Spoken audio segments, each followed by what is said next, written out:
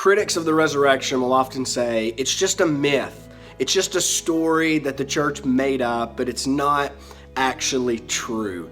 Now, the problem with that critique is for something to be a legend, for something to be a myth, there has to be a lot of time separating the actual event from the story that is told. For instance, let's say I created a legend. I created a myth about George Washington.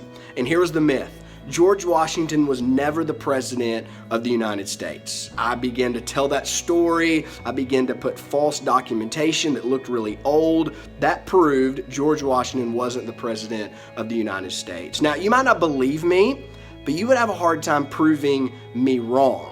Why? Because there's about 300 years separating me and George Washington. So you can't go to anyone who actually knew him. You can't point to any real evidence. You can just point to old documentation. But I've got old documentation as well.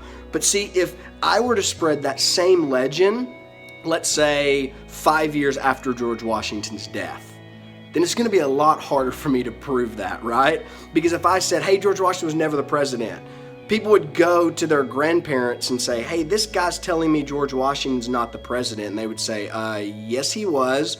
I was there when he was inaugurated. I saw him serve as president. So I couldn't spread a legend. I couldn't spread a story like that because everybody during that time would have been able to go to people who knew the truth. It's the exact same thing with the resurrection. The apostles, the early disciples, they couldn't have made up a legend because it was only days after Jesus died and rose again. So for anybody hearing this story, they could have went to people that knew Jesus, that saw Jesus die, raised from the dead. So if it was a legend, people could just went to the grave and say, no, here's his body. This thing is made up. Jesus didn't rise from the dead. But nobody could do that.